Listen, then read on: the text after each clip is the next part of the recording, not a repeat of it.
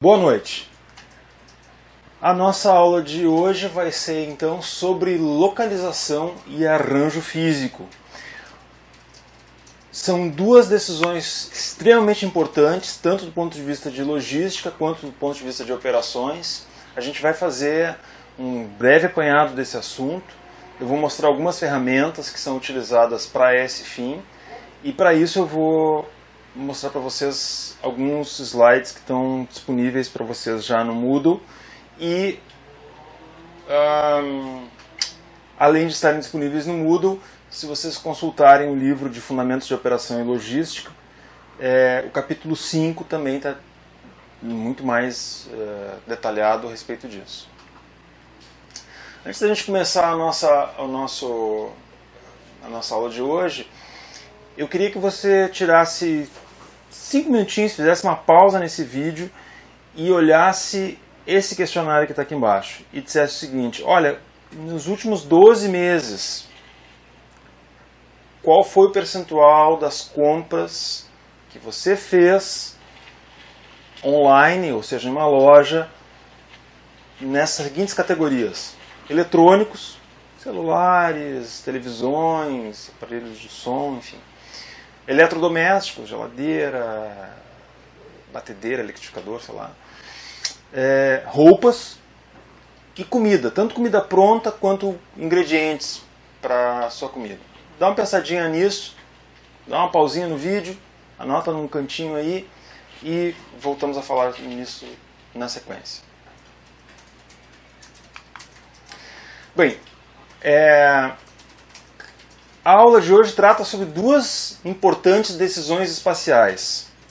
Uma delas é onde colocar minha operação, que é a localização, e a outra é como organizá-la internamente, que é a questão do arranjo físico. Então a gente vai tratar essas duas numa mesma sessão aqui.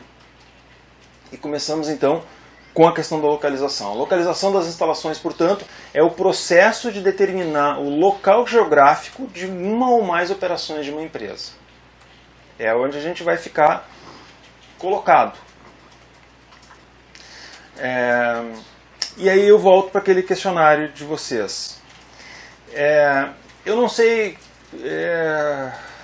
se isso varia de acordo com a idade, de acordo com a geração que a pessoa participa, mas os meus alunos em geral, a maior parte deles tem um valor muito alto, perto de 100% de compras de produtos eletrônicos online, eletrodomésticos, a maior parte dos meus alunos compram online.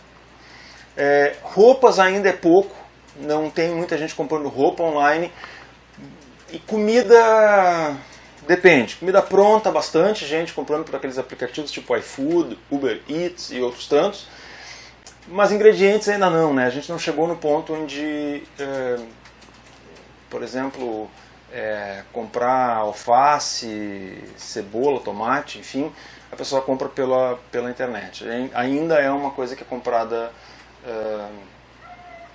diretamente. Por que eu fiz essa enquete com você? Pelo seguinte, porque até que ponto a localização de uma loja ainda é relevante? Né? Se as pessoas estão comprando cada vez mais online, estão comprando cada vez mais pela internet, até que ponto a localização de uma determinada loja, de um determinado ponto comercial, ainda é relevante do ponto de vista de uma decisão gerencial? A gente não sabe.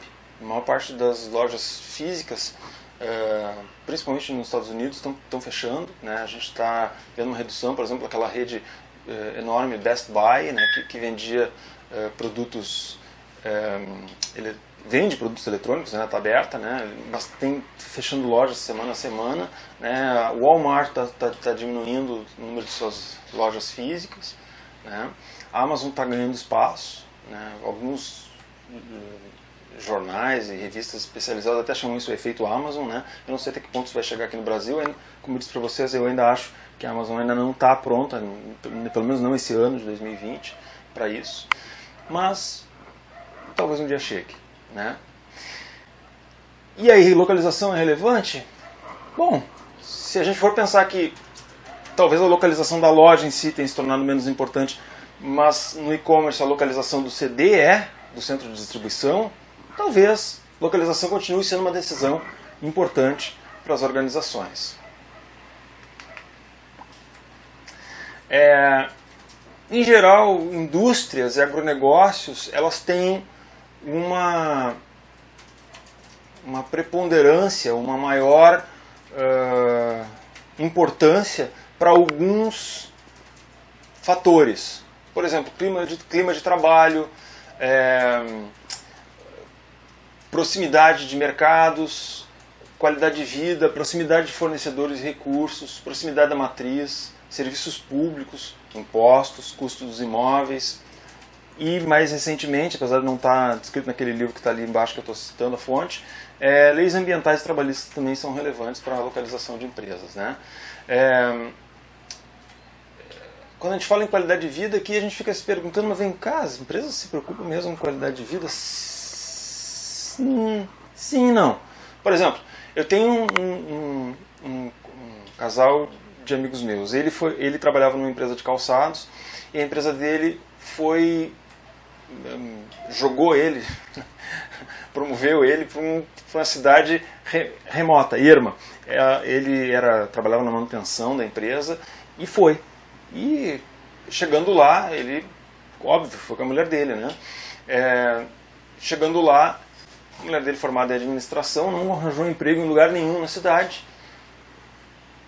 Veio embora, ele não aguentou morar lá, se desligou da empresa. Então, vejam, às vezes, quando a gente fala de qualidade de vida, não é necessariamente, quando a gente pensa em qualidade de vida, é aquela coisa maravilhosa, da pessoa ficar bem e tal, tranquilo. Não é só isso. Qualidade de vida pode ser a pessoa não ter com quem conversar na cidade, né? Não ter trabalho para o cônjuge ou coisas semelhantes, né? Então, quando a gente fala em qualidade de vida, esses elementos devem ser levados em consideração.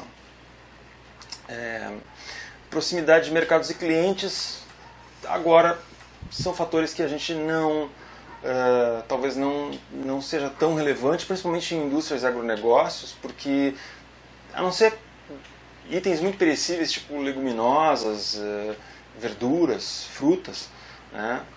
Fruta nem tanto, mas leguminosas e verduras, hortaliças, né? Porque, na verdade, esses produtos hoje eles podem ser transportados, os meios de transporte evoluíram muito, né? A gente vai ver mais adiante quando a gente falar de modalidade de transporte. Então, essa questão de proximidade dos mercados, também em função da logística, de avanços na tecnologia da logística, está se tornando um fator que não tem tanta importância mais, não é um fator tão importante quanto era no passado.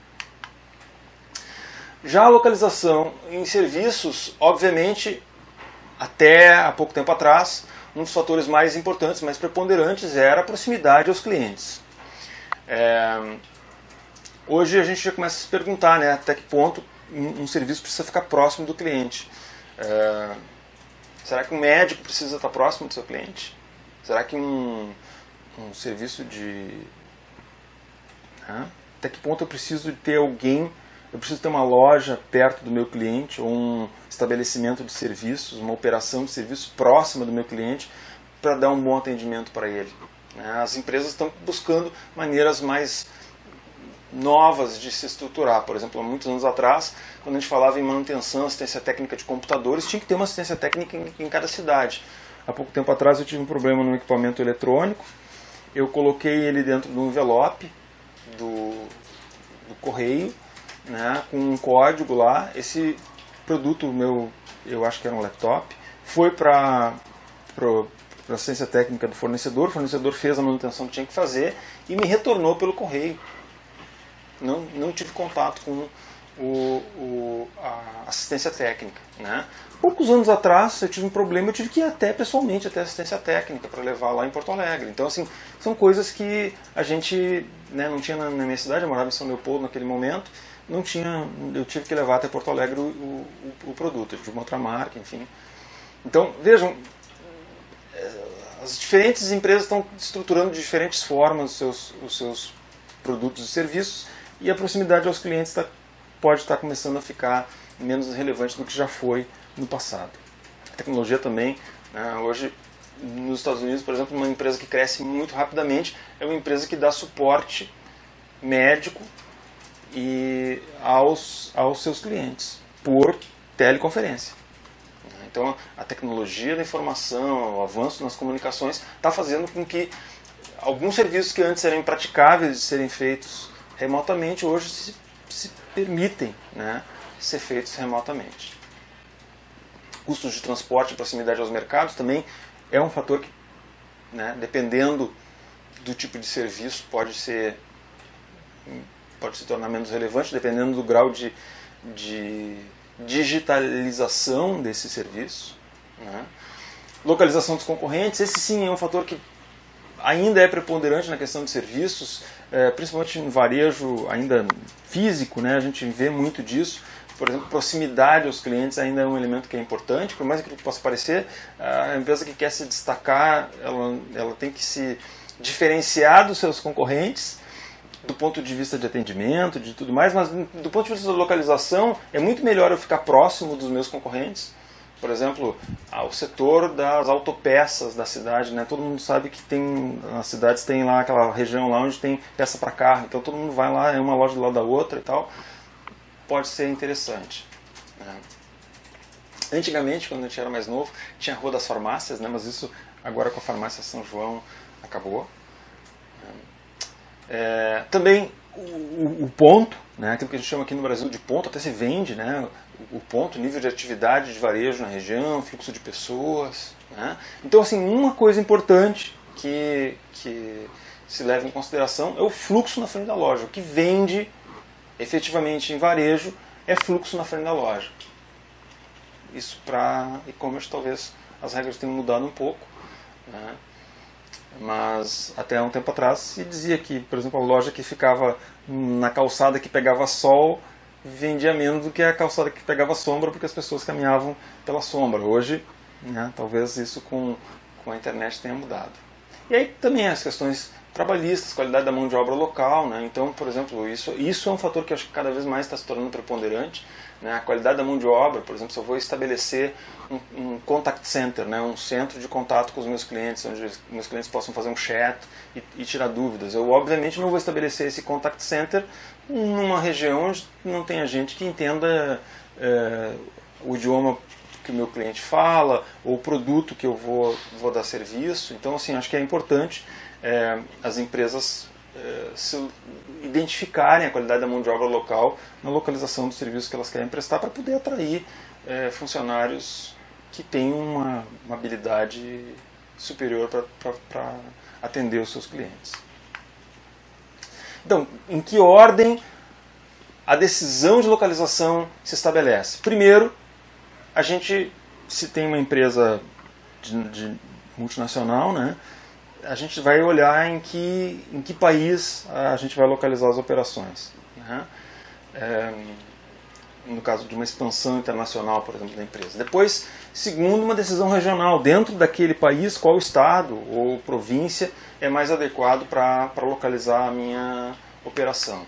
Depois, finalmente, uma decisão comunitária, em qual comunidade, município, cidade, bairro vai ser instalada a operação. E, finalmente, a decisão de local, o ponto exato em que vai ser utilizado, em que vai ser localizado, desculpa, o serviço que eu estou colocando. Depois, quais são os passos para a localização do serviço? A gente olhou a sequência, né, de localização, e aquela sequência de localização a gente pode atribuir para qualquer coisa. Pode ser serviço, pode ser agronegócio, pode ser qualquer coisa. Agora, aqui para serviços, tá? Quais são os passos que a gente deve pensar para uma operação de serviços? Primeiro, fazer uma pesquisa de comportamento de cliente, né? Por que os clientes compram nossos produtos e serviços? E aí, essa pode ser uma decisão que define aí a localização que a gente vai adotar. Depois, uma pesquisa de mercado, em quem são os nossos clientes, quais são as suas características e onde eles se localizam. E depois, coletas de dados para alternativas de localização. Onde é que os clientes estão mais concentrados, quais são os padrões de gasto dos clientes, quais são as tendências de crescimento, o grau de competição atual e projetado. A gente aqui na Unicinos, a gente assina um serviço de uma empresa chamada Euromonitor. A Euromonitor é uma empresa internacional que ela fornece esse tipo de informação. Tem empresas de pesquisa, por exemplo, a Nielsen faz pesquisas dessa natureza. Tem empresas de pesquisa de marketing locais, menos conhecidas, que também fazem pesquisas dessa natureza. E a gente se beneficia muito no Brasil do fato de que nós temos um Instituto Brasileiro de Geografia e Estatística, o IBGE, que é o órgão que faz esse tipo de levantamento e disponibiliza uma série de informações socioeconômicas gratuitamente. Então a gente consegue, por exemplo, não no nível individual, a gente não consegue saber quem é a pessoa que tem o dinheiro, mas a gente pode saber, por exemplo, qual é o CEP do país, qual é a região do país que tem maior concentração de renda, que tipo de... Então, assim, tem uma informação bem detalhada no site do IBGE, furungando lá no site a gente consegue encontrar. E aí, finalmente, fazer projeções de receitas para cada alternativa de localização, isso é super importante, nós vamos ver mais adiante, quando a gente for fazer o cálculo do ponto de equilíbrio, como é importante ver qual é a projeção de receita para cada local, né? E, finalmente, projeção de lucro para cada alternativa de localização, né? Pensar que diferentes localizações têm diferentes despesas operacionais programadas. E aí, de novo, entra o cálculo que a gente vai ver lá adiante do ponto de equilíbrio. Vamos falar de 3 técnicas para auxiliar na tomada de decisão de local ou de localização. São 3 técnicas independentes. Eu já falei de algumas antes para vocês, né? Aquelas de pesquisa de mercado, pesquisa de consumidor. Claro que não são foco da disciplina de logística, vocês vão aprender isso nas disciplinas de marketing, comportamento do consumidor, etc. Mas essas técnicas que eu vou explicar, provavelmente as outras disciplinas não tratam em tanta profundidade, eu vou falar de algumas. Eu vou falar de 3 técnicas. É a técnica da matriz ponderada de alternativas, a técnica do centro gravitacional, e essa eu vou falar de uma forma um pouco mais superficial, não vou explicar como é que calcula, e vou trabalhar com a técnica do ponto de equilíbrio, que ela é muito mais simples de ser entendida. De novo, eu acho que o importante nessas 3 técnicas é o seguinte: você tem que usar a técnica que o seu cliente entende. Então, se você vai aprender uma técnica, aprenda aquela que você vai conseguir usar junto aos seus clientes. A técnica do centro gravitacional, eu não vou explicar o processo de cálculo manual, porque não dá para fazer com planilha, ao contrário das outras. Ela é uma técnica que é possível de ser utilizada, ou ela funciona com softwares específicos. Então eu não vou me ater a isso, eu vou só explicar, dizer que ela existe, como é que ela funciona, e aí vou utilizar ela para isso. Bom, vamos então olhar a questão da matriz ponderada de alternativas. A matriz ponderada de alternativas funciona mais ou menos como aqueles comparativos que a gente encontra muitas vezes em revistas do tipo 4 Rodas ou revistas de informática que tentam comparar, por exemplo, veículos diferentes. Vamos pegar os veículos populares. Aí ele vai comparar 3, comparamos 3 veículos, 4 veículos populares. Aí eles pegam os veículos populares, comparam os diferentes veículos, e aí você vai ter lá esses diferentes veículos com diferentes avaliações, né, para cada um dos pontos e pesos diferentes, no final dá uma nota para o veículo. Tá? É mais ou menos isso que a gente usa também para comparar locais. Então, por exemplo, aqui eu estou fazendo um exemplo em que eu estou avaliando 4 atributos: qualidade de vida dos diferentes locais, clima de trabalho favorável, proximidade dos clientes e proximidade dos fornecedores. A nossa empresa definiu os seguintes pesos para esses atributos. Qualidade de vida vai valer 10% para nós, na nossa decisão. Clima de trabalho favorável vai valer 10%. E proximidade dos clientes e proximidade dos fornecedores, cada uma vale 40%. Tá? Bem, e aí a gente está atribuindo notas para esses itens. Para simplificar a vida de vocês, sempre usem notas de 0 a 10. Então, por exemplo, se vocês estiverem avaliando custo, não coloca 10 sendo o maior custo, bota 10 sendo o menor custo. Parece meio contraintuitivo, mas a gente quer, para nós, vale mais aquelas localizações que têm um custo menor. Então, coloca sempre a nota 10 para aquela coisa que mais te interessa. Então, para cada um desses itens. A nossa empresa lá, os nossos avaliadores, ou os engenheiros, ou enfim, a equipe atribuiu as seguintes notas. Então, como é que a gente calcula as diferentes notas de cada uma das avaliações? Então, a gente faz da seguinte maneira. Primeiro, a gente multiplica a nota pelo peso. Então, no local A, ela tirou nota 8 no local. Como é peso 10%, como vocês sabem, é equivalente a 0,1. Se 100% é 1, né? 10%, 0,1 ou 0,10. A minha sugestão para vocês é sempre a seguinte: vocês querem converter porcentagem num número que dê para multiplicar as coisas. Coloca lá. Bom, no Excel vocês botam vezes 10%, o Excel entende que tem que ser vezes 0,10. Mas se vocês estão fazendo na calculadora, como é que faz? Olha, eu sempre coloco o 0, eu boto sempre 0, e o número com 2 dígitos. Então, se for 8%, eu boto 0,08, eu escrevo 0,8. E se for 8,42%, eu boto 0,842, 0,842. E assim por diante. Eu sempre converto de percentual. Mas e se for 120%? É 1,20. E assim por diante. Ok? Então, voltando à nossa solução aqui. 8 vezes 0,10 dá 0,8. Aqui de baixo a mesma coisa. 8 vezes 0,10, 0,8. 5 vezes 0,4 dá 0,2 e 9 vezes 0,4 dá 3,6. Soma todos esses valores aqui embaixo, a nota do local A vai ser 7,2. Essa é a nota ponderada, é a média ponderada das notas. Vocês lembram lá da média ponderada? A média ponderada é, né, multiplica pelo peso, divide pelo total. Aqui eu já estou dividindo pelo total direto, né? 100%, divido tudo por 100%. Mas se você quiser fazer, né, aquele método antigo que você aprendeu no colégio lá, de fazer a média ponderada, bota 8 vezes 10 e depois divide tudo por 100, dá exatamente no mesmo. E aí, fazendo a mesma coisa para todos os outros locais, né, a nota 7 vezes 0,10 a 0,7, assim por diante, você vai ter as notas de cada um dos locais. 7,2 para o local A, 3,4 para o local B, 8,0 para o local C e 2,4 para o local D.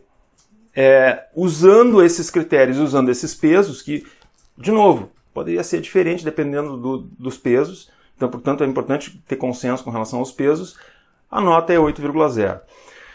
Do ponto de vista prático, como é que a gente usa isso, tá? O bom é fazer isso em consenso, em grupo. Por que eu digo isso? Porque se você for para um cantinho e fizer as contas e trouxer isso para a diretoria vai olhar e vai te dizer assim... Então, assim, previamente, antes de atribuir notas para os locais e sair catando o local, identifica as coisas que para a diretoria é importante, ou para o tomador de decisão é importante, vai lá, pega os atributos, marca pesos, discute isso no teu grupo de trabalho, discute, valida isso com o tomador de decisão, com a diretoria, com o empresário, enfim, quem estiver fazendo consultoria, e aí vai lá e faz o levantamento dos locais, e aí finalmente faz essas notas e tal, e utiliza isso, tá? Então esse é o processo da matriz ponderada de alternativas, ele é amplamente utilizado para tomada de decisão, e ele funciona muito bem, ele é muito fácil de usar e muito fácil de entender. Tem que praticar um pouco, mas é uma ferramenta de consultoria ótima para quem quer se aventurar por essa área, e mesmo dentro da empresa, se tu quer, por exemplo, vender uma ideia boa, não chega para o teu gestor lá e diz assim, olha, o local que nós vamos colocar é esse. Apresenta os locais, faz a avaliação e diz, olha, é o seguinte, a gente avaliou os locais, tal, dá o passo a passo para o teu gestor, que a ideia, que às vezes obter uma grana para uma liberação de dinheiro, uma liberação de verba, lembrem-se, a gente nunca decide nada sozinho nas empresas. A grande característica das empresas é que as decisões elas são coletivas. Então, apresentem o histórico da decisão de vocês para que vocês possam, né, fazer a ideia de vocês ser aceita. Bom, esse aqui eu vou deixar de exercício para vocês, vou pedir que vocês postem na comunidade, tá? É um dos exercícios que vai valer. Vocês identifiquem, então, feitas as análises sobre essas alternativas, qual local que vocês sugerem que o gestor aceite como local que deve ser escolhido para localização da empresa. Local A, local B ou local C, tá? Então, fica para exercício para vocês. O método do centro gravitacional, como eu disse para vocês, eu não vou entrar em detalhes com ele. Ele é um método que é muito mais tecnológico, até daria para fazer uma conta manual aqui, mas eu vou poupar vocês disso. A história do centro gravitacional é o seguinte: vocês imaginem que isso aqui é um mapa de uma região que vocês tem que atender. Noroeste americano, que é o caso aqui, né, região dos lagos, acho que isso aqui é o estado de Ohio, ou mais embaixo, no centro-oeste do Brasil, enfim, uma região que vocês querem atender, tá? E vocês têm diversas alternativas, vocês têm alguns locais lá que vocês querem localizar. Vocês vão pegar as coordenadas geográficas de cada um desses locais aqui no mapa, né, latitude e longitude, vão fazer a quantidade de locais a quantidade de consumo que cada local vai ter, né? E aí vocês vão colocar dentro desse software, dentro desse sistema, vocês vão colocar essas demandas, essas cargas e essas latitudes e longitudes, e o sistema vai calcular um centro de gravidade.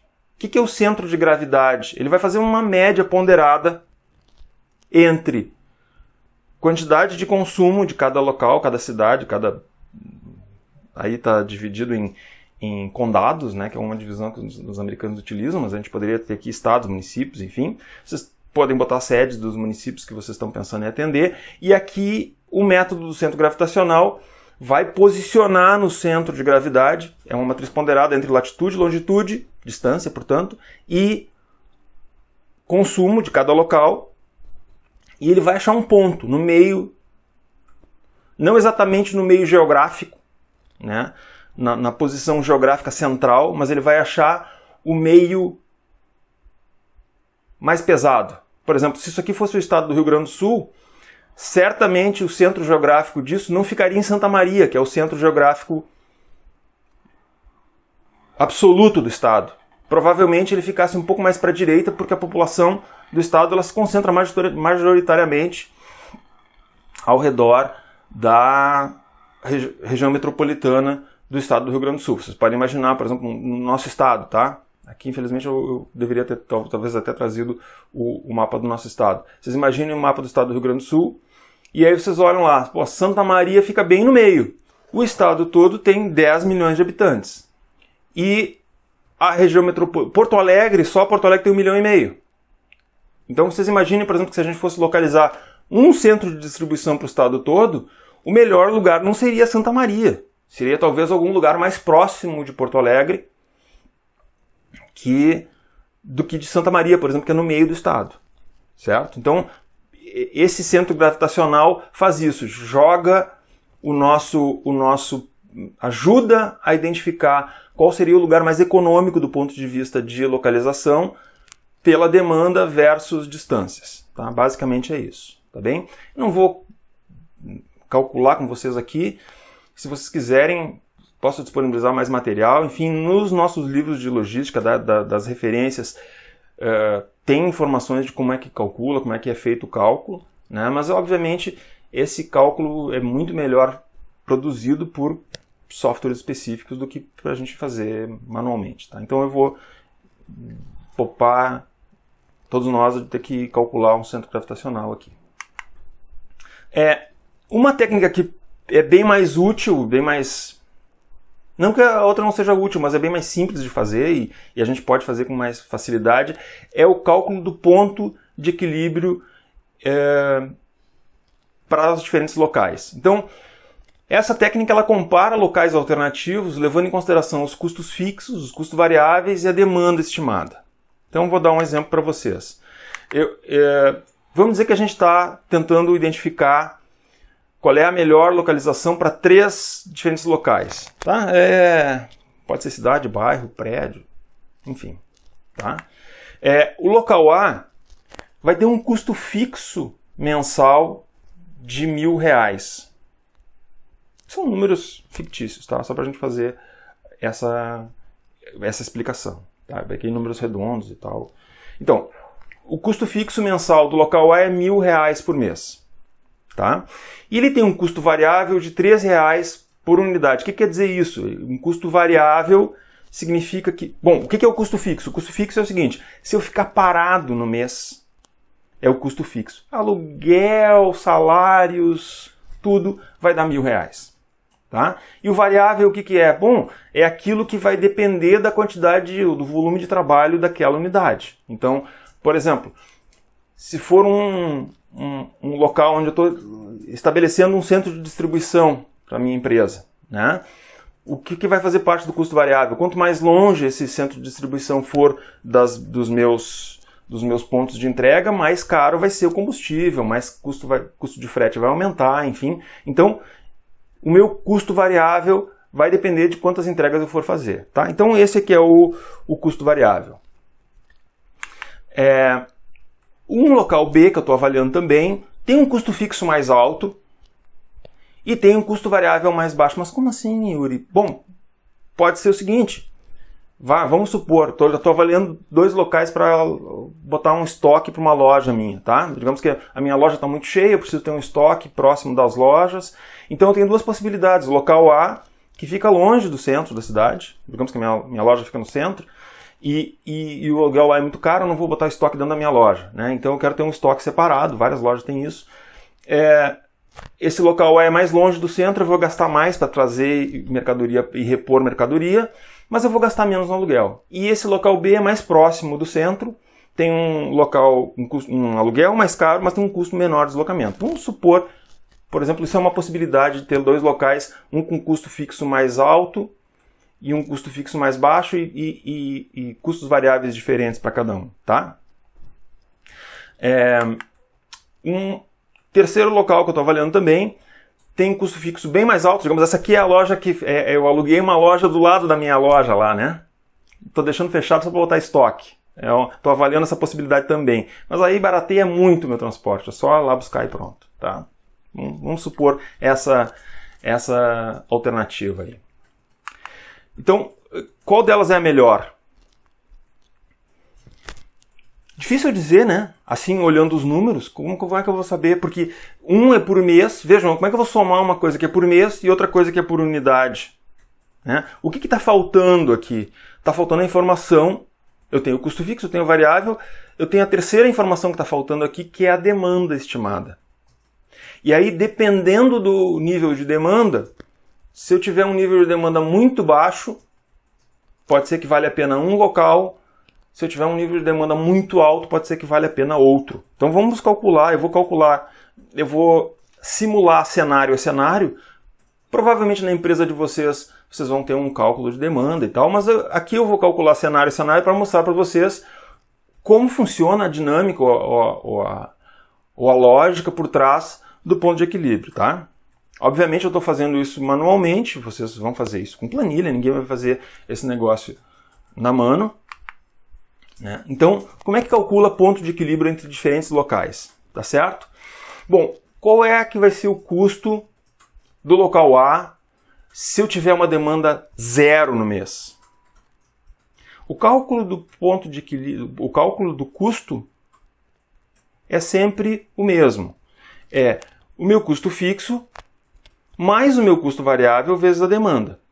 Se eu não tenho demanda nenhuma, se eu estou parado o mês todo, né, o meu custo vai ser meu custo fixo. O meu custo fixo se mantém. E eu estou assumindo aqui que o custo fixo se mantém independente da demanda. Né? Então, para o meu local A, o meu custo mensal vai ser 1.000 de custo fixo reais por mês, mais 3 vezes 0 de demanda. Ou seja, vai ser R$1.000 no mês. Local B também vai ser o custo fixo, vai ser 1.500. E o local C vai ser 2.300. ninguém quer ter demanda zero, né?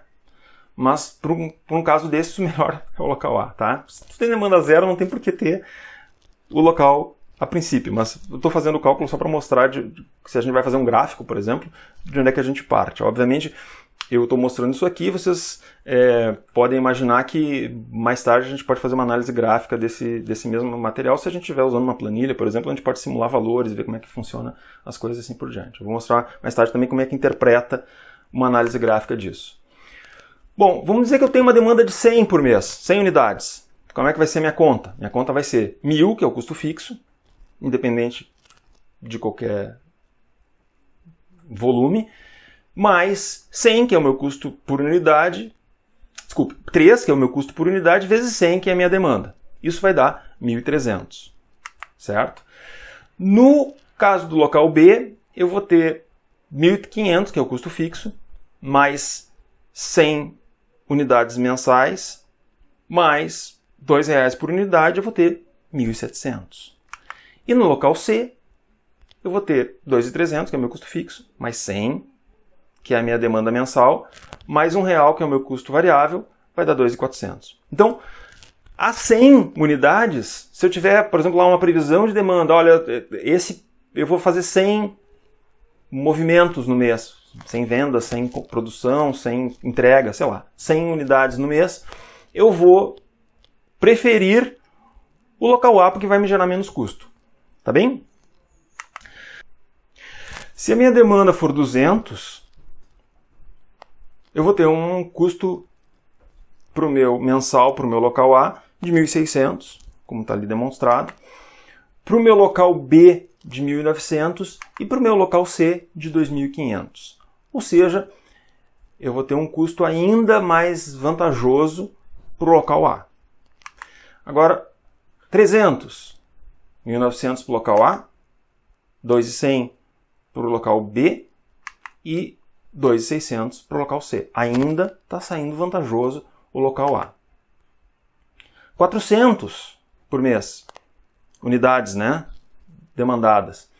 Vai ser 2.200 para o local A, o meu custo, 2.300 para o local B e 2.700 para o local C. Ainda está valendo a pena o local A. Para 500, eu vou ter 2.500 de custo no local A, 2.500 de custo no local B, vejo que empatou, e esse é, portanto, o ponto de equilíbrio entre as dois locais, ou seja, do ponto de vista de decisão, do ponto de vista da decisão racional, né, do custo, olhando só pelo lado do custo, uma demanda de 500 é o ponto de equilíbrio entre o local A e o local B. A partir desse momento, a gente vai ver uma mudança, mas se a minha demanda for exatamente 500 no mês, a gente vai ter uma indiferença entre esses dois locais. Esses locais representam uma situação de igual vantagem para a empresa. Já o local C continua sendo mais caro. Então, até 500, você usa o local A, escolhe o local A, 500 exatamente, as duas situações se equilibram. Agora 600, local A vai custar 2.800, o local B vai custar 2.700 e o local C vai custar 2.900. Ou seja, a partir deste ponto, e é por isso que é chamado de ponto de equilíbrio, as duas alternativas se desequilibram, né, e passa a valer a pena o local B. Então, se vocês têm mais de 500, está valendo a pena o local B. A 700 é 3.100 para o local A, 2.900 para o local B e 3.000 para o local C. Ainda está valendo a pena o local B.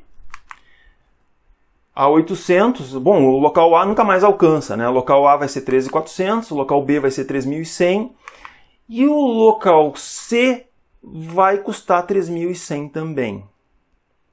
Ou seja, 800 no mês é o ponto de equilíbrio entre o local B e o local C. A partir desse ponto, ou exatamente nesse ponto, as duas alternativas são indiferentes. Certo? Vamos ver o que acontece, então, a partir daqui. Vocês vejam que a diferença entre o local B e o local C, ela foi se estreitando entre 500 e 800. Quando chegou em 800, elas ficaram iguais. Bom, agora vamos olhar o que acontece. Ainda o local A está mais caro. O local B, 13.300. E o local C passa a ser mais vantajoso. Então, aquele local que até agora não oferecia vantagem porque ia ser mais caro, a partir de um certo ponto começa a valer a pena. Né? Como são várias situações na vida. Olha, de repente, professor, eu tenho um imóvel, eu estou para escolher entre 2 carros para mim, ou várias situações na vida. Eu tenho situações em que um veículo, por exemplo, é mais caro, mas ele vai ser mais econômico a partir de um certo ponto, e eu tenho um outro veículo que ele vai ser mais barato, mas ele vai ser mais vantajoso a partir de um certo ponto. Né? Às vezes nem é uma questão de vantagem econômica, pode ser, o ponto de equilíbrio pode ser outro. Né? Eu, por exemplo, quando me mudei, eu morava a 5 km da universidade, agora eu moro bem mais distante. Quando eu me mudei, eu tive que trocar de automóvel, de um automóvel econômico, que eu usava para me deslocar todo dia para a universidade, para um automóvel mais confortável. Não que ele vai fazer menos por litro, não, pelo contrário, ele está gastando mais por litro, mas ele me permite chegar inteiro na universidade, né, poder me levantar e tal. A partir de uma certa idade, vocês sabem que a coluna já não é mais a mesma, então a gente tem esse tipo de situação. Bom, para finalizar então o nosso ponto de equilíbrio, eu calculei todos aqui, então o que acontece? Vejam que existem faixas de otimização aqui entre os diferentes locais. Até 500, o local A é melhor. De 500 a 800, o local B é melhor. E a partir de 800, o local C é melhor. Então, bom, mas aí tu te pergunta o seguinte, pô, mas vem cá, a minha empresa não vende 500 todo mês, né? Pode acontecer dela vender um pouco mais, um pouco menos, como é que eu faço? Bom, óbvio, eu estou fazendo o cálculo aqui no mês, vocês podem fazer o cálculo no ano para, de repente, absorver alguma eventual sazonalidade que aconteça na empresa de vocês. Por exemplo, a minha empresa fica no litoral norte. Então, assim, eu tenho um pico de demanda furioso nos meses de verão, nos meses de inverno eu tenho uma baixa de demanda. Pode ser. Então, calculando o ano, em geral, o cálculo anual, apesar de não ser tão preciso, ele te especifica uma série de coisas lá que tu tem talvez mais dificuldade de fazer no mês. Tá? Então, isso é uma possibilidade. Outra possibilidade tem a incerteza, né? Mesmo que a gente não sabe, por exemplo, quem é que ia prever que em 2000 ia acontecer uma pandemia que ia parar as pessoas dentro de casa e a gente ia ter uma crise de demanda, por exemplo. Então, assim, bem, tem o imponderável, isso não dá para prever de forma alguma, né? Esse é o cisne negro. Mas vamos pensar assim, ó, eu sei que a minha demanda é por volta de 500. Né? Qual que eu devo escolher, a A ou a B? Olha, se é por volta de 500, pensa um pouco. Existe perspectiva de crescimento do negócio? Ou não? O teu negócio é estável há muitos anos e eventualmente até pode haver um certo declínio aí nesse período. Então, dependendo, pode pender para um lado ou para o outro. Tá? Então é isso aí a coisa do ponto de equilíbrio. A técnica do ponto de equilíbrio. Vamos agora para uma análise gráfica. Nessa análise gráfica, a gente faz o seguinte. Em geral, isso é mostrado da seguinte forma. Isso também é cobrado muitas vezes em prova de concurso e tal. Como é que funciona? Eu tenho o custo total lá na minha esquerda. Né? E esse custo total, ele é aquela linha final lá, aquela multiplicação, é o custo mensal, tá? E embaixo eu tenho a quantidade de produção no mês, tá? Então, quando a quantidade de produção é zero, né, a diferença é aquela ali, né, que está entre 1.000 e 2.300, que são os custos fixos. Isso aí não interessa muito. Vamos olhar o que acontece quando chega entre 0 e 100. Vejam, entre 0 e 100, o custo do local A, que está em verde ali, ele é o mais baixo de todos. Exatamente o que eu quero. Eu quero ter o custo mais baixo. Nesse caso específico, né? Se eu estivesse olhando, em vez de custo, lá olhar a receita, talvez eu quisesse o local que tenha maior receita. Mas eu estou olhando o custo. Então, o custo mais baixo é o do local A. Então, o local A ainda é vantajoso nesse trecho aí. Bem, à medida que a gente vai se aproximando, vejam que o local A vai perdendo a corrida para os outros locais, né? Os outros locais começam a alcançar o local B por causa do custo variável mais baixo, mas ainda até 200 ele não chegou lá. Essa diferença vai se estreitando à medida que vai passando o tempo, né? E aí o local B começa rapidamente a alcançar o local A, eles estão cabeça a cabeça e agora se aproximam, e quando chega em 500 há realmente um empate, eles estão nariz a nariz, não existe diferença nenhuma. Então nesse ponto é o ponto de equilíbrio, tá? Então se vocês olharem aqui nesse ponto, o gráfico vai se estreitando, quando os dois pontos se encostam, aí é o ponto de indiferença. Essa diferença que existe entre eles é zero. Tá? Na nossa planilha lá, equivalia os dois terem o mesmo custo, tá? Que é de 2.500, se não me engano. Bom, a partir desse ponto vocês veem o local A ultrapassa o local B em termos de custo. Então, nesse ponto, já começa a valer a pena o local B que tem o menor custo. E aí eles vão se aproximando novamente, o local A dispara de custo, ele fica muito mais caro até do que o local C. Ele não é preferível em nenhuma situação acima de 700 unidades.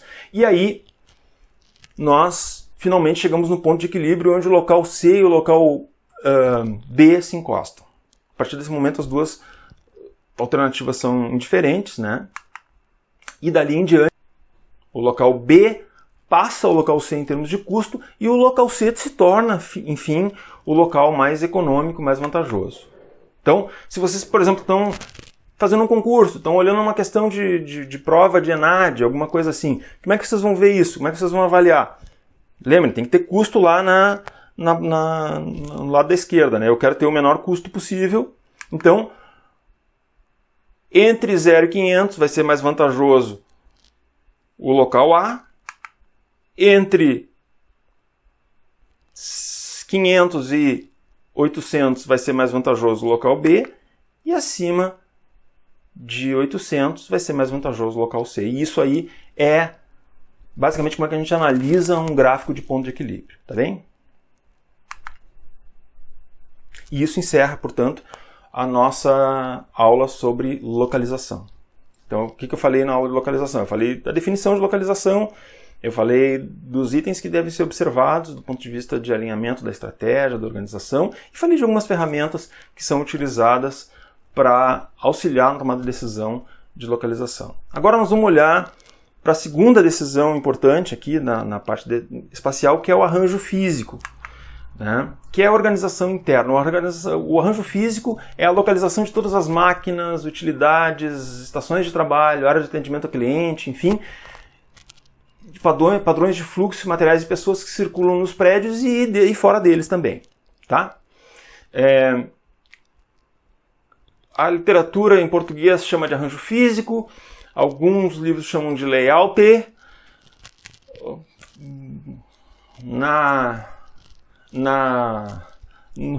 Nas empresas a gente chama de layout mesmo, né? Como está escrito em inglês mesmo. Tá?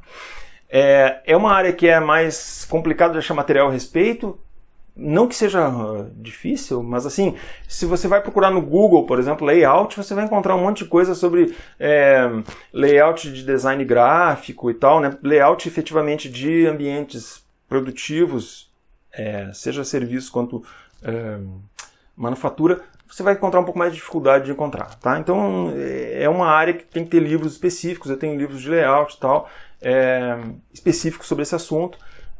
É uma área mais restrita em termos de encontrar informação, porque é sinônimo para uma série de coisas. Pode ser layout de uma página na web, enfim, vocês vão encontrar, botar layout vai ser assim, vai vir de tudo no Google. Então, quais são os 4 tipos básicos de layout? Tá? O layout, da mesma forma que o DNA, que tem 4 letrinhas, né? e tudo pode ser escrito, todo o código genético todos os seres vivos pode ser escrito a partir dessas 4 letrinhas, o layout tem 4 tipos básicos, e tudo pode ser escrito a partir desses 4 tipos básicos. Eu vou mostrar esses 4 tipos básicos, e depois eu vou mostrar como é que a gente faz efetivamente esse layout na prática mesmo. Bom, primeiro tipo de layout é o que a gente chama de layout posicional. O layout posicional, ele é utilizado quando a gente não tem outra alternativa. Na verdade, é o layout é o layout mais caro que tem, é o layout mais lento. A gente tenta evitar o layout posicional a todo custo. Né? O que consiste o layout posicional? Você está construindo um prédio, está lá a estrutura do prédio está de pé, você tem que trazer os tijolos até o prédio para ir colocando os tijolos um em cima do outro. Isso é layout posicional. Você tem um navio, está lá.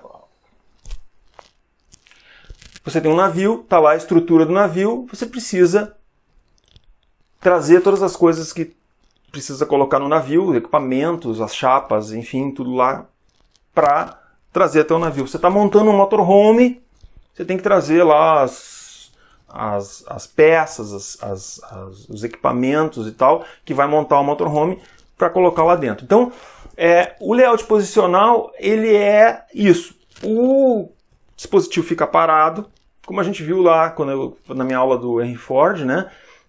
Ele é super lento, vocês vejam, voltem lá naquele vídeo se vocês não lembram. Olhem quando eu falei lá do layout da fábrica da Ford, a mudança que foi de velocidade quando o carro ficava parado e as pessoas em volta montando o carro, quando o carro começou a se movimentar na linha de produção.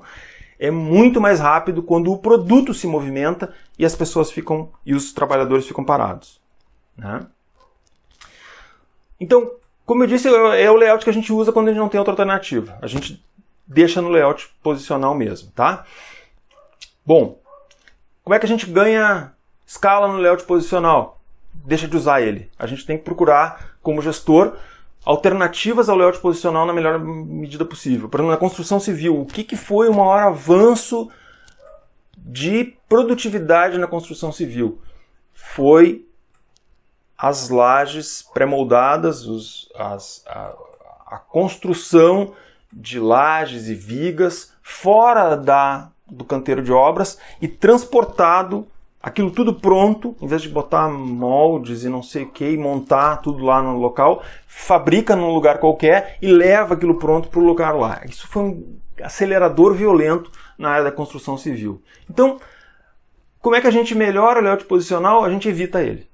Tá? Mas, se não for possível evitar, mantenha-se o layout posicional. Minha dica para vocês: quando vocês tiverem que fazer um estudo de layout, olhem tudo que está sendo posicional na organização e, se possível, eliminem ele. Tá? Na área de serviço, como é que isso funciona? É o restaurante à la carte.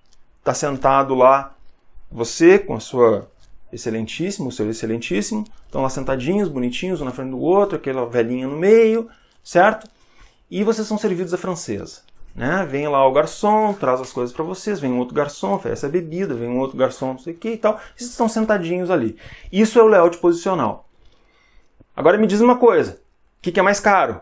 O restaurante esse que vem todo mundo te servir na mesa, ou o restaurante aquele que você vai se levantar e vai se servir lá? Né? É óbvio que esse aí que você está sentado na mesa é muito mais caro. Mas você não vai levar, né, o seu excelentíssimo e sua excelentíssima para uma aniversário, comemoração, um jantar romântico num buffet, aquilo, né? Você vai para lá. Então, assim, tem situações em que a gente não deve tirar o layout posicional, principalmente quando esse layout posicional, em serviços, principalmente, refletem uma maior qualidade para o cliente, enfim, é a razão pela qual ele está procurando o teu estabelecimento, tá bem? O outro tipo de layout que se opõe diametralmente foi o segundo layout inventado, que é o layout em linha de produção. É o layout que a gente chama de layout por produto. Né? Ele é utilizado na produção em massa. O Henry Ford foi o grande patrocinador desse layout para produtos complexos como o automóvel, mas ele, claro, ele é utilizado há muitos e muitos anos, né, para desmanche de carcaças de animais, né? Os matadouros usam esse tipo de correia, e na verdade a inspiração do Henry Ford se deu ali, né? Ele foi observar por alguma razão um matadouro e via as pessoas enganchando carcaças de animais e cortando os pedaços numa polia que se mexia. Se vocês forem no matadouro até hoje, num frigorífico, alguma coisa assim, vocês vão ver isso existe até hoje. Então lá os animaizinhos estão pendurados ali e vão sendo removidas as partes deles e as pessoas estão paradas ali, ninguém vai lá buscar o frango lá no início para fazer o seu processo, tá? Qual é que é a vantagem desse layout? Ele é extremamente econômico, ele é extremamente rápido, ele é altamente especializado, né? Então as pessoas fazem coisas muito rapidamente. É extremamente conveniente do ponto de vista de movimentação de materiais, a gente não vê caixa rolando e coisa parada pelo meio da fábrica. Por outro lado, ele tem uma flexibilidade muito baixa, é muito difícil parar uma linha de produção para fazer outra coisa agora. Então ele é um layout que faz muito sentido quando você não precisa mudar quase nada na linha de produção. Se você está fazendo eteno, benzeno o dia todo, não precisa, é o layout por linha mesmo, layout por produto. Mete lá uma linha de produção fixa, uma planta fixa para fazer aquilo e manda bala o dia inteiro naquele negócio, tá?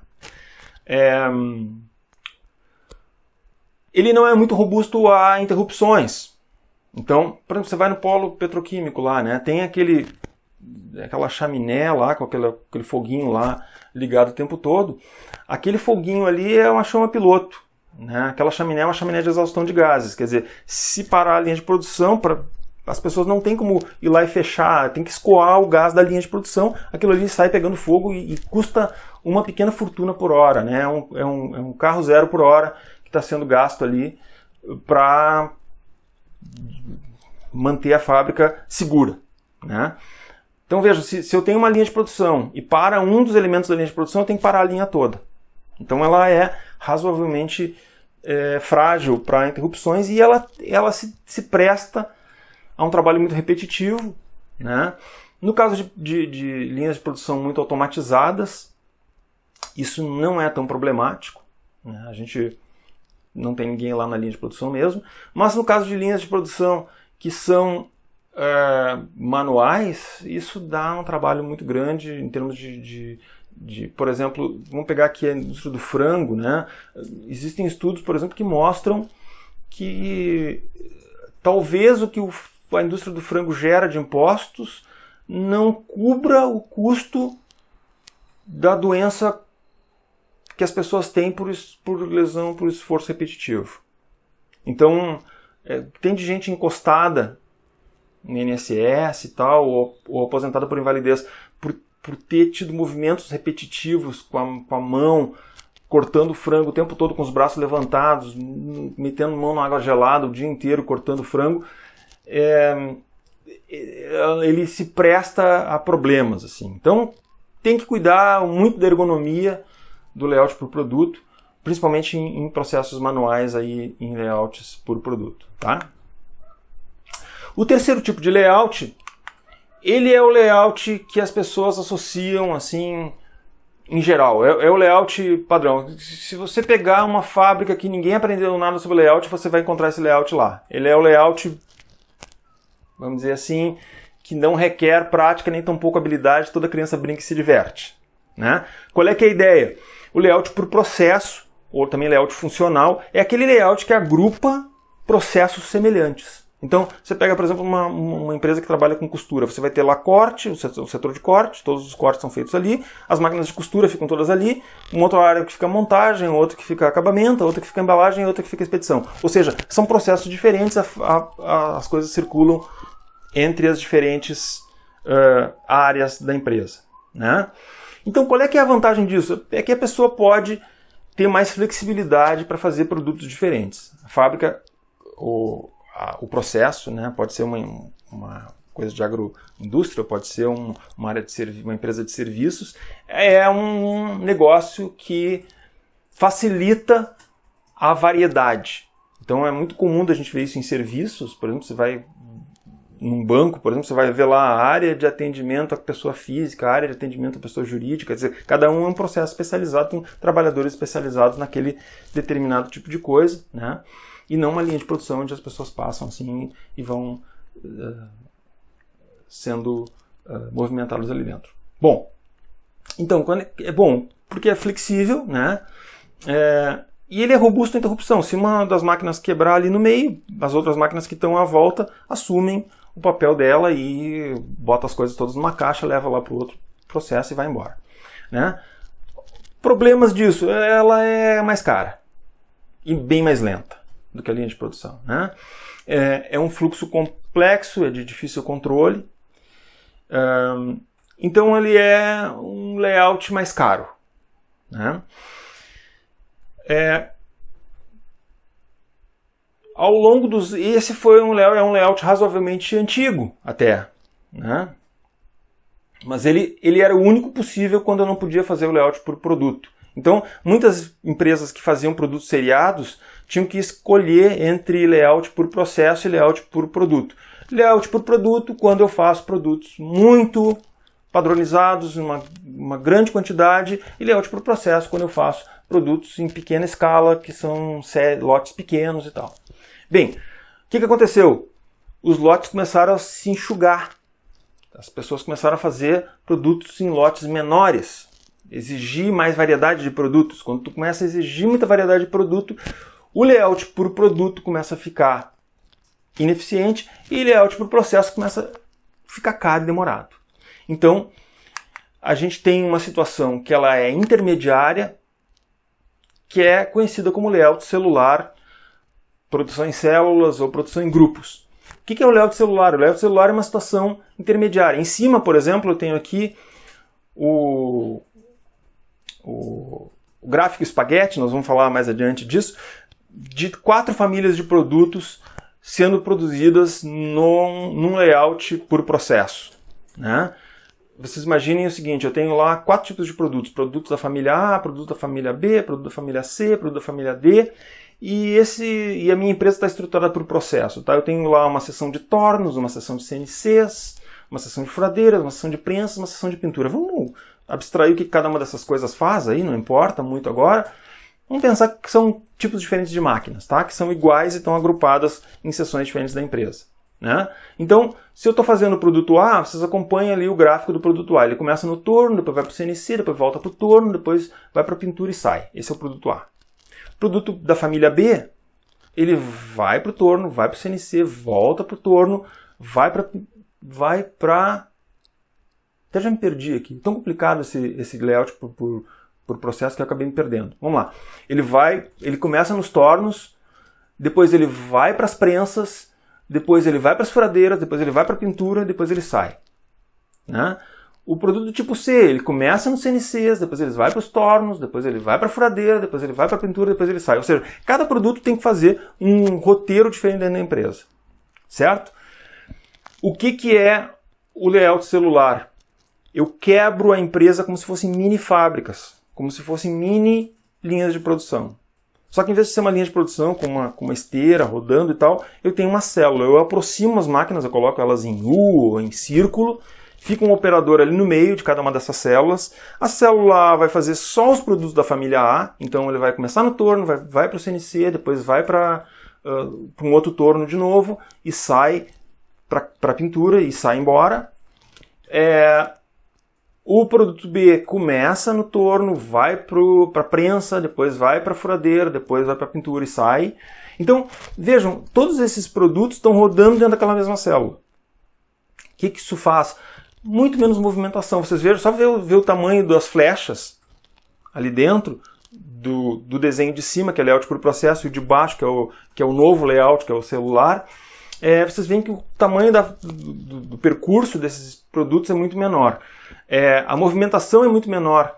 Eu posso agrupar atividades diferentes para o mesmo operador. Se eu tinha que ter antes 4 operadores de tornos, e 4 operadores de CNC, 4 operadores de furadeira, e 4 operadores de prensa, e 3 células de pintura, eu posso ter agora um operador que pode, 1 ou 2 operadores que pode operar cada uma dessas células. Então, fica só 4 operadores. Então é bem mais econômico.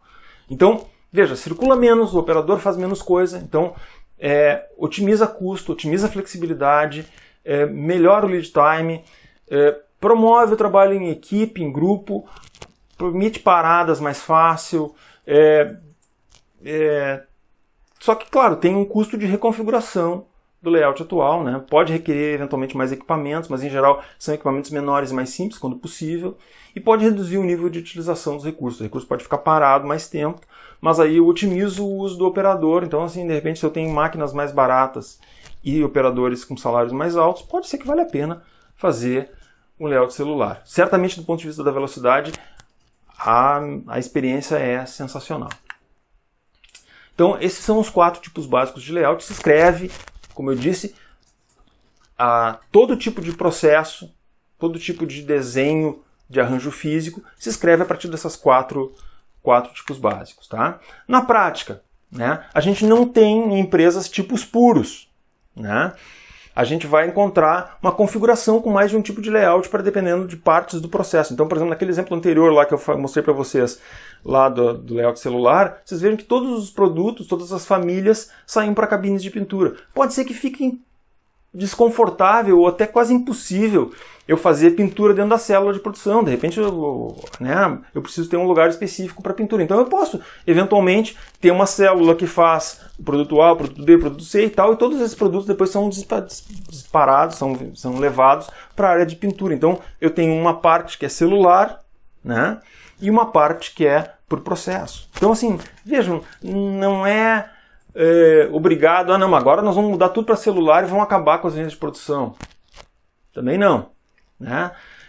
Então, podem ter situações que alguns chamam, tem um livro lá que chama de monumento, né? A máquina que não tem como trocar de lugar. Eu tinha um exemplo de uma empresa lá que tinha uma prensa hidráulica de algumas toneladas e tal, mudou para o layout celular, não tinha como trocar aquela prensa de local. Então, tem que levar em consideração as limitações, o custo da mudança, enfim, para fazer esse desenho do layout. Claro que pensar o layout de antemão é muito melhor do que pensar o layout depois, que mudar o layout depois e melhorar o layout depois, mas é praticamente impossível a gente pensar o layout definitivo da nossa empresa para todo sempre, amém. Em geral, a empresa começa de um jeito, ela vai crescendo, ela vai aumentando, ela vai mudando, ela vai adquirindo novos mercados, ela vai fazendo novas linhas de produtos, vai desativando outras, e o layout precisa ser revisado de tempos em tempos. Então, a gente precisa ter não só o layout do ponto de vista no tempo de que a gente está estabelecendo a nossa operação, mas a gente tem que revisar o nosso layout de tempos em tempos.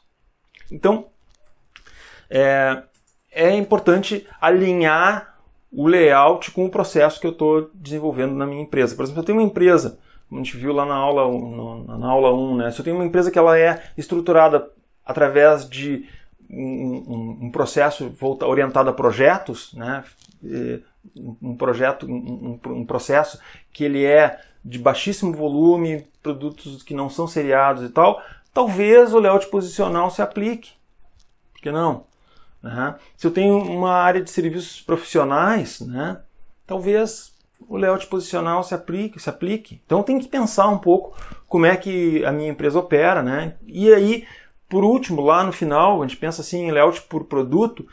Layout por produto, apesar de ter sido amplamente substituído em várias empresas pelo layout celular, por conta de mudanças na forma de produção das coisas, existem ainda o layout por produto é imbatível para a produção de certos bens. Por exemplo, produção de produtos químicos, né? Em larga escala, o layout por produto é excelente, se presta a mecanização, ele é um processo que cai de maduro para fazer um layout por produto. Né? A gente provavelmente não vai ver esse tipo de produto sendo produzido em células de produção. Né? Então, é preciso ajustar então, o layout ao processo. Tanto ao processo de manufatura, que está aqui à esquerda. Eu estou com o vídeo invertido aqui, desculpe. À esquerda, né, os processos de manufatura, quanto os processos de serviço que estão à direita aqui da minha tela. Bom, como é que a gente faz então? Qual é a ferramenta mais utilizada para análise de layout? Tem várias, tá? eu vamos falar de duas. Vou falar uma, que é uma análise mais qualitativa, e tem uma outra mais quantitativa. Particularmente, eu confio mais nessa, eu gosto mais dessa. Mas aí não é porque eu tenha medo de matemática, vocês devem ter notado até agora que eu não tenho problemas com isso. O meu problema maior é que eu acho mais útil essa aqui do que a outra. Então, mas de qualquer forma, do ponto de vista gerencial, né? Mas eu vou falar da outra mais porque, assim, se vocês forem fazer um concurso, alguma coisa assim, a outra cai muito mais, tá? Então, assim, para aqueles que querem eventualmente fazer um concurso público e vai ter uma prova de administração, talvez seja mais útil saber sobre a outra do que essa aqui. Se vocês querem se focar na parte mais prática e de melhoria de processos, enfim, esse aqui provavelmente, dentro das diversas coisas que se projetam em termos de processo, o layout é provavelmente a que mais dá efeito, tá? Bom, então, para fazer o layout, o primeiro ponto é desenhar uma planta baixa, né? A planta baixa é essa figura que está aí, ela é uma visão como se a gente tivesse no teto da empresa, cortado um pedaço, a tampa da empresa da gente, e olhando de cima, tá? Essa que é a planta baixa. Então o que vocês estão vendo é uma empresa vista de cima ali, né? Eu vou fazer um exemplo de uma pequena ferragem, tá certo? Ela tem um caixa logo na entrada direita, ou na saída, né? Na verdade.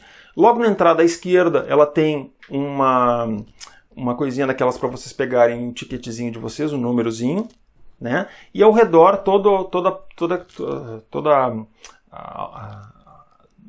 a volta da área de atendimento, onde ficam os clientes, fica um balcão de atendimento. Do lado de cá, então, ficam os atendentes e nas paredes, ao redor das paredes, ficam armários com produtos. É um layout para lá de comum. Qualquer ferragem que vocês vão tem uma coisa parecida. Então dá para imaginar como é que é esse layout. Então vamos olhar aqui como é que seria o gráfico espaguete disso. Em vermelho ali eu desenhei o fluxo do cliente. Então, o cliente entra, pega a fichinha, vai até o balcão, quando é chamado, o atendente vai ao encontro dele, ou melhor, o atendente chama ele e pega o número do cliente, bota numa coisinha qualquer lá e começa a pegar nas prateleiras atrás dele os diversos produtos que o cliente está solicitando. Me traz, eu vou precisar de uma chavezinha do tipo tal, eu vou precisar de um parafusinho assim, de uma pecinha assim, tarará e tal, né? Bom. Ao final, depois de feito o cliente dizer tá, é isso aí por hoje, o vendedor vai lá, monta o pacotinho do cliente e entrega na área de pacotes lá na ponta, ou na área de entrega, né? Esse cliente, então, sai do balcão, vai até eu tô supondo ali que ele pediu algumas coisinhas e não achou tudo o que queria ali perto, teve que se deslocar para lá mais perto do lado direito para poder pegar algumas coisas também que estavam faltando, e aí ele vai até o caixa, né, para pagar o pedido dele, certo? Uma vez pago, ele vai lá até o balcão lá na pontinha da esquerda, pega o seu produto e sai porta fora, tá? Com o seu produto e com a sua nota fiscal. Tá bem? Bem, para que serve esse layout e como é que a gente usa esse gráfico espaguete? Ele serve para tentar minimizar as caminhadas, os desencontros e tal. Tá? Eu não vou entrar aqui na análise de prós e contras desse layout, mas é fácil de ver se vocês forem fazer uma análise de layout que aquele layout ali de cima, que mostra a ferragem vazia sem ninguém dentro, e o layout de baixo, que está mostrando a ferragem viva, com o processo acontecendo, ele é muito mais informativo, ele traz muito mais informação e traz muito mais possibilidades, oportunidades da gente enxergar melhorias num determinado layout. Tá? Então essa é a ferramenta mais utilizada, é o gráfico espaguete. Então quando a gente fala de gráfico espaguete, né, eu mostrei aqui atrás, quando eu falei de layout celular, os dois gráficos espaguete aqui desses layouts, e o layout espaguete é isso aqui, tá? espaguete tem suas desvantagens, ele às vezes é muito complicado de fazer, principalmente se tu tem muitos tipos diferentes, fluxos diferentes de produtos, enfim. Mas de qualquer forma é uma técnica que te ajuda muito, né? Ela funciona bastante. Não tenta fazer o gráfico espaguete para tudo, né? Faz o gráfico espaguete, às vezes, de um produto, de um serviço. Eu quero fazer um gráfico espaguete lá no meu TC, por exemplo. Pô, TC tem pouco tempo para fazer as coisas, então faz só um produtinho lá, né? Ou um serviço. Às vezes é de bom tamanho, tá? Existem diversas técnicas quantitativas. De novo, a técnica do ponto de equilíbrio, tá? Layout por processo. Existem vários softwares de simulação, tá? Então tem método da sequência de operações, diagrama de blocos, distância da carga, tem software para fazer isso e tal. Então tem uma área grande para melhoria de análise por processo. Layout por produto se usa muito a questão do balanceamento de linha, então tem uma série de heurísticas para fazer isso. E no layout celular se usa a formação de famílias de produtos. Eu não vou usar vou entrar em detalhe de nenhuma dessas técnicas, eu estou dizendo para vocês que existem técnicas para fazer isso, existem softwares para fazer isso. Quem tiver interesse vai ter que se aprofundar mais nesse assunto. A ideia é só dar uma visão geral do que existe, do que pode ser usado. Como é que se usa a técnica do ponto de equilíbrio para layout? Comparar layouts alternativos, levando em consideração custo fixo, custo variável e demanda estimada. Olha que diferente que é lá do localização, tá?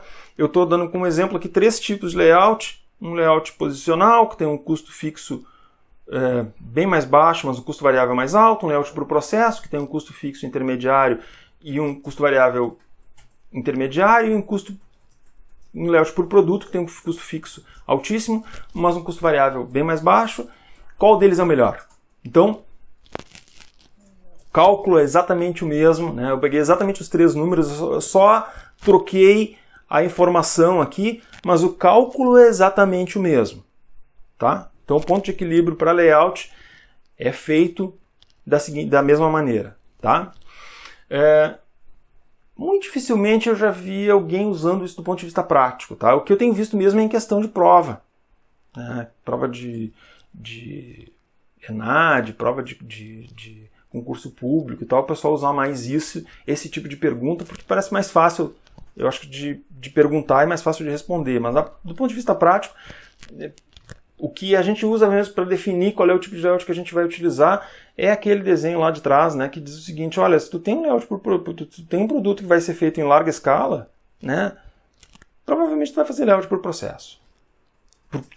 Por produto. E se tu tem um produto que vai ser feito em baixíssima escala, o produto é muito pesado e tal, não tem o que fazer, vai ser layout posicional e pronto. Então, assim, muito dificilmente eu já vi alguém usando ponto de equilíbrio para definir layout. Mas tá aí, é uma técnica que existe. Se vocês quiserem fazer a conta, né, o ponto de equilíbrio do posicional por processo vai ser 500, né, porque são exatamente os mesmos números, e o do processo e produto vai ser 800, né?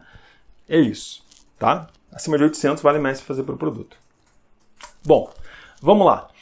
Como é que isso também pode ser perguntado em questões e tal, né, de ENADs e concursos? Eles mostram esse gráfico pronto, assim como está, e perguntam, olha, qual é que é o melhor. Então, às vezes dão uma quantidade e tal, então é a mesma história lá do ponto de equilíbrio por local.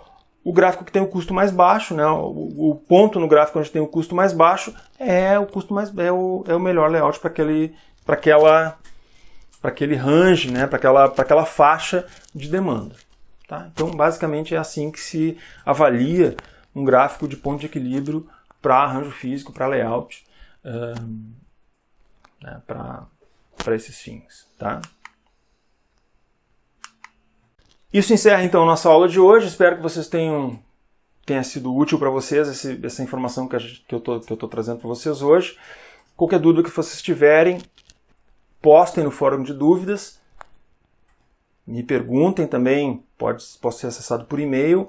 E nas nossas aulas interativas também podem trazer as dúvidas que vocês, porventura, tiverem referentes a esse tema específico.